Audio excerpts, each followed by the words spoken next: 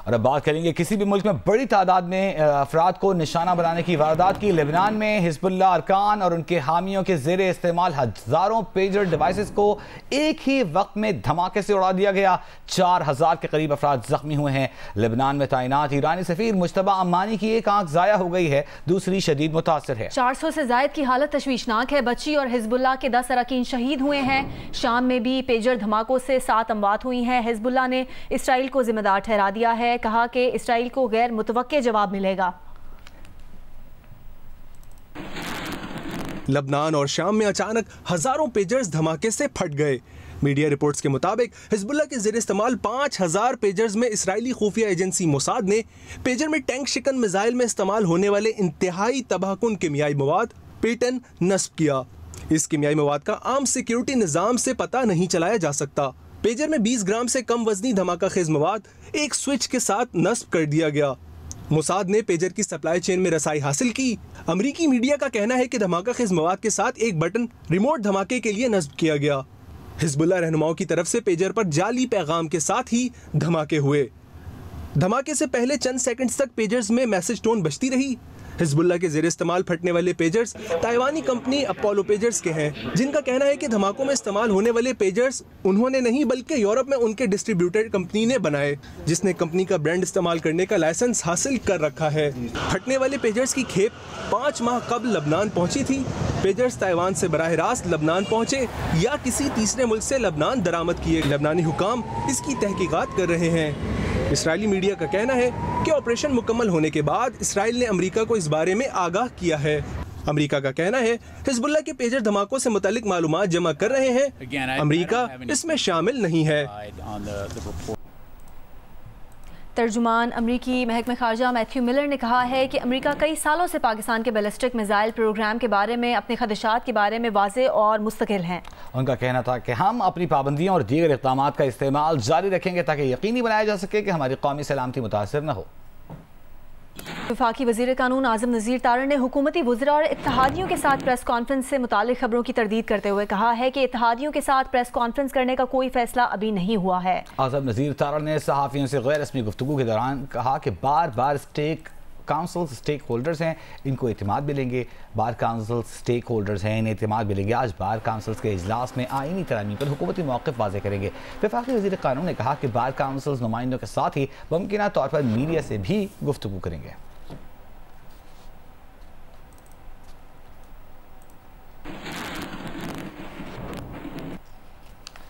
एक और अहम खबर आ रही है। चीफ इलेक्शन कमिश्नर की सरबराही में JUI इंट्रा पार्टी इलेक्शन मामले की समाअत हुई है।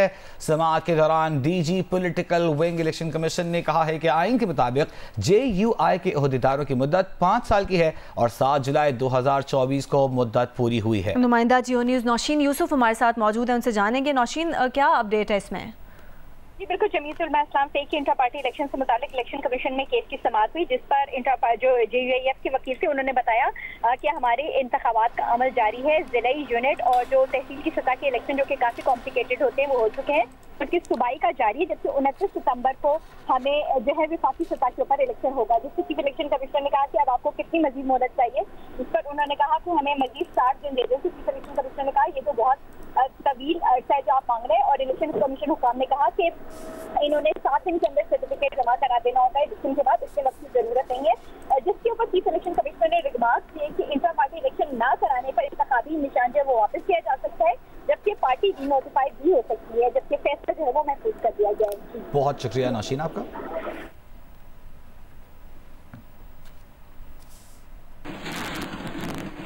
लाहौर में PTI का जलसा रोकने के लिए शहरी ने हाई कोर्ट में दरख्वास्त दायर कर दी है। पंजाब हुकूमत और तहरीक इंसाफ को फरीक बनाते हुए मौक़िफ़ अपनाया गया है कि PTI के जलसों में अदलिया और आइनी इदारों के खिलाफ तकारीर करके उनकी तौहीन की जाती है। मौक़िफ़ इख्तियार किया गया है कि नून लीग और तहरीक इंसाफ सियासी मुखालिफ हैं। खून खराबे का खतरा है। PTI को पंजाब भर में कहीं पर भी जलसा करने की इजाज़त न दी जाए, जलसा करने से रोका जाए। दरख्वास्त के साथ PTI रहनुमाओं की तकारीर का मतन भी लफ्ज़ किया गया है।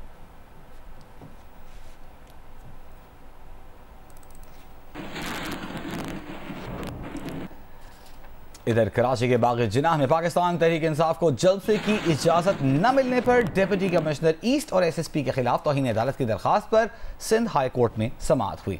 अदालत ने जलसे की इजाज़त न देने और सिक्योरिटी थ्रेट से मुतालिक रिपोर्ट तलब कर ली। जस्टिस यूसुफ अली सईद ने कहा कि क्या मसला है, पीटीआई को जलसे की इजाज़त क्यों नहीं दी जा रही है, मामले को क्यों लटकाया जा रहा है। डिप्टी कमिश्नर ईस्ट ने कहा कि सिक्योरिटी क्लियरेंस न मिलने पर जलसा करने की इजाज़त नहीं दी जा रही। जस्टिस यूसुफ अली सईद ने कहा कि कौन सिक्योरिटी क्लियरेंस नहीं दे रहा। डिप्टी कमिश्नर ईस्ट ने बताया कि इंटेलिजेंस रिपोर्ट्स के मुताबिक जलसे के दौरान दहशतगर्दी का खतरा है। सिंध हाईकोर्ट में बाग़-ए-जिनाह कराची में पाकिस्तान तहरीक इंसाफ को जलसे की इजाज़त न मिलने के मामले पर डिप्टी कमिश्नर ईस्ट और SSP के खिलाफ तौहीन अदालत की दरखास्त। समाअत में अदालत ने जलसे की इजाज़त न देने और सिक्योरिटी थ्रेट से मुतालिक रिपोर्ट तलब कर ली। जस्टिस यूसुफ अली सईद ने कहा कि क्या मसला है, PTI को जलसे की इजाज़त क्यों नहीं दी जा रही और मामले को क्यों लटकाया जा रहा है। DC ईस्ट ने अदालत को बताया कि सिक्योरिटी क्लियरेंस न मिलने पर जलसा करने की इजाज़त नहीं दी जा रही। इंटेलिजेंस रिपोर्ट्स के मुताबिक जलसे के दौरान दहशतगर्दी का खतरा है। जस्टिस यूसुफ अली सईद ने कहा कि कौन सिक्योरिटी क्लियरेंस नहीं दे रहा। अदालत ने कहा कि कराची में सिक्योरिटी का क्या मसला है, किसी और सियासी जमात का जलसा नहीं हो रहा। अगर सिक्योरिटी का इतना मसला है तो फिर शहर भर में जलसे जुलूसों पर पाबंदी लगा दें।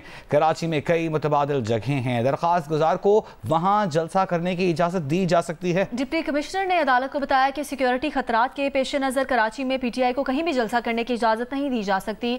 अदालत ने कहा कि कहाँ मिनट्स ऑफ मीटिंग है जिसमें सिक्योरिटी खतरात की निशानदही की गई है। वकील दरख्वास्त गुजार ने अदालत को बताया कि PTI कराची में 7 अक्टूबर को जलसा करना चाहती है। मुतालिका हुकाम को PTI के जलसे से मुतालिक नई दरख्वास्त पर नजरसानी की हिदायत दी जाए। अदालत ने डिप्टी कमिश्नर को PTI की नई दरख्वास्त पर जायजा लेकर रिपोर्ट पेश करने का हुक्म दे दिया। दरख्वास्त की समाअत 2 अक्टूबर तक मुलतवी कर दी।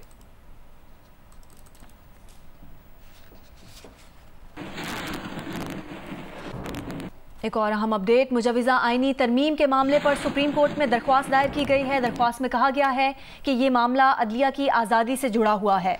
मुजवज़ा आईनी तरमीम की दरख्वास्त को 3 रुकनी प्रैक्टिस एंड प्रोसीजर कमेटी के सामने रखा जाए।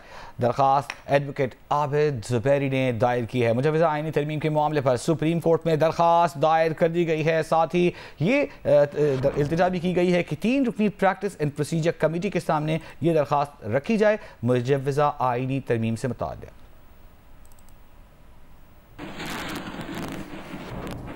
वज़ीर आला पंजाब ने निजी हाउसिंग सोसाइटी के मैन होल में कमसिन बच्ची के गिर कर जाँ बहक होने के वाक़े का नोटिस लेते हुए कहा है कि अवाम और बच्चों की जान से खेलने वालों के लिए कोई रियायत नहीं, गफलत के जिम्मेदारों का तयन करके सख्त सजा दी जाए। वज़ीर आला पंजाब का अपने एक बयान में कहना था कि वाक़े की तहकीकात करवा के जिम्मेदारों का जल्द तयन किया जाए। नाअहली और मुजरिमाना गफलत पाई गई तो हाउसिंग सोसाइटी सील कर दी जाएगी। वज़ीर आला ने हाउसिंग सोसाइटीज़ में खुले मैन होल के मुआयने के लिए 3 दिन की डेडलाइन दी है। मरीम नवाज ने हुकूमती कंट्रोल में आने वाले इलाकों में भी गटरों के ढक्कन चेक करने का हुक्म दिया है।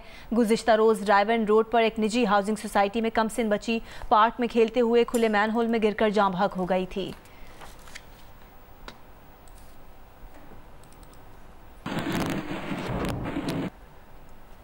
ICC चैंपियंस ट्रॉफी 2025 के इंतजामात का जायजा लेने के लिए ICC का वफ्द पाकिस्तान पहुंच चुका है। वफ्द में शामिल ICC के सिक्योरिटी मैनेजर डेविड मॉस्कर ने नेशनल स्टेडियम का दौरा किया। वफ्द में शामिल दीगर अरकान भी स्टेडियम पहुंच गए हैं। मजीद तफसीलात जानेंगे नुमाइंदा जियो न्यूज़ अतीक रहमान जो कि नेशनल स्टेडियम में मौजूद है। अतीक, ICC वफ्द की क्या मसरूफियात हैं? देखें, आज कराची में ICC वफ्द की बड़ी मसरूफियात हैं। सबसे पहले उन्होंने जो है नेशनल स्टेडियम कराची का यहाँ दौरा किया। 5 रुकनी ये वफ्द है जिसमें सिक्योरिटी मैनेजर भी हैं, इवेंट मैनेजर भी हैं और ब्रॉडकास्टर जो कंसल्टेंट हैं वो भी यहाँ पर मौजूद हैं। तो सबसे पहले जब वो स्टेडियम आए तो यहाँ नेशनल स्टेडियम कराची में जो तामीराती काम जारी है, सबसे पहले उसका जायजा लिया, उसकी वीडियो भी बनाई और तमाम ग्राउंड की वीडियो बनाई और जो PCB के हुकाम थे उन्होंने यहाँ पर उनको ब्रीफिंग दी और अब एक मीटिंग रूम के अंदर उनको ब्रीफिंग दी जा रही है। होटल मैनेजमेंट जो है उनके हवाले से भी मीटिंग हुई है उनके साथ कि किस तरीके से जो है टीम की आमदोरफ्त का सिलसिला होगा। ये सारी सिक्योरिटी इंतजामात का जायजा लेने के बाद फिर वफ्द जो है इस्लामाबाद जाएगा और उसके बाद लाहौर कज़ाफी स्टेडियम का भी दौरा करेगा। और इससे पहले ही आज ये 5 रुकनी वफ्द आया, इससे पहले 3 रुकनी वफ्द भी आया था जो ICC चैंपियंस ट्रॉफी के इंतजामात का जायजा लिया था। जी ठीक है, बहुत शुक्रिया अतीक तफसील देने के लिए।